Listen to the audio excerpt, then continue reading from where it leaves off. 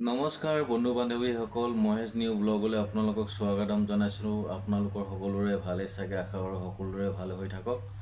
আজি এই ভিডিঅ'টো কৰিছোঁ মনৰ কথা অলপ পাতিবলৈ, আপোনালোকৰ আগত প্ৰকাশ কৰিবলৈ, আপোনালোকৰ আগত, যাতে আপোনালোকে কোনোমতে বেয়া নাপায়।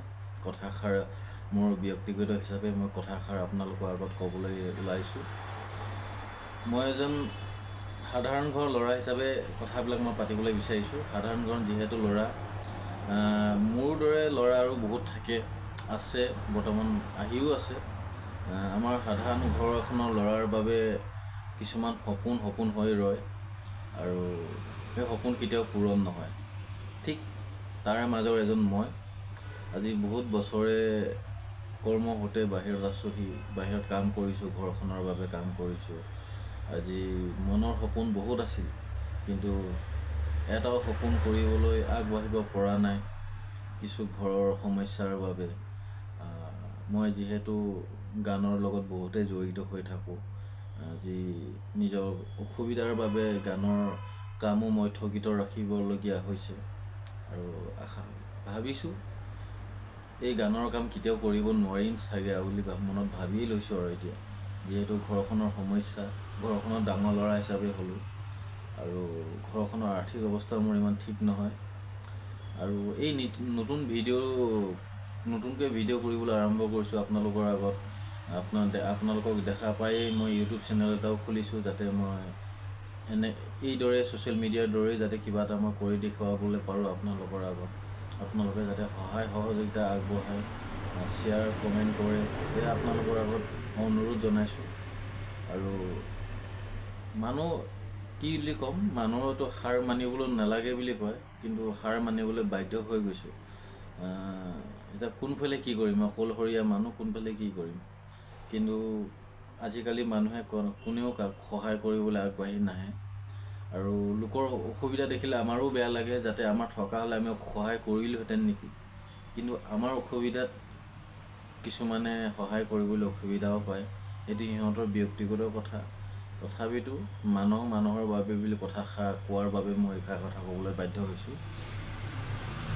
আজি মোৰ বাহিৰত থকা মোৰ 15-16 বছৰেই হৈ গ'ল, কিন্তু ঘৰখনৰ বাবে যি কৰি আহিছোঁ, ঘৰখনৰ বাবে কৰি আহিছোঁ, মা দেউতাৰ বাবে কৰি আহিছোঁ, যাতে মা দেউতাই সুখ শান্তিৰে পাৰ হৈ যায়।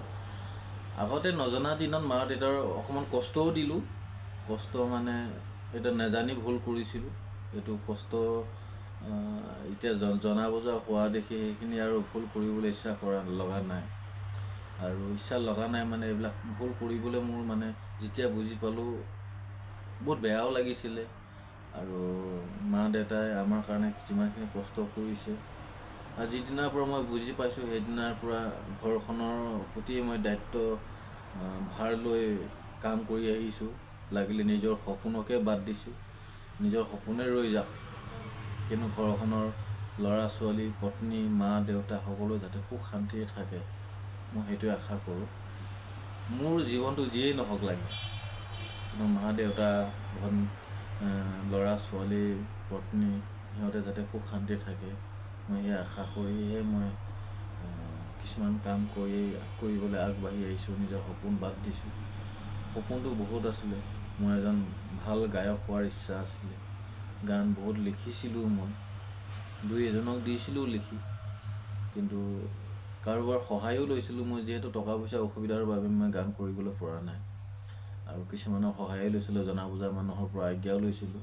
এইটো মই এনেকুৱা এটা কৰিবলৈ বিচাৰিছোঁ, আপোনালোকে কি পৰামৰ্শ দিয়ে। কিন্তু তেওঁলোকৰ কথা মতে মই গম পালোঁ, ব্যক্তিগতভাৱে এটি মোক নোকোৱাকৈ জনাই দিলে, যেনিবা সহায় কৰিবলৈ বিচৰা নাই সিহঁত, সেইটো এনেকুৱা এটা গম পালোঁ। সেইটো কাৰণে মই কাৰোবাৰ কাষ চাপিবলৈ এৰিলোঁ।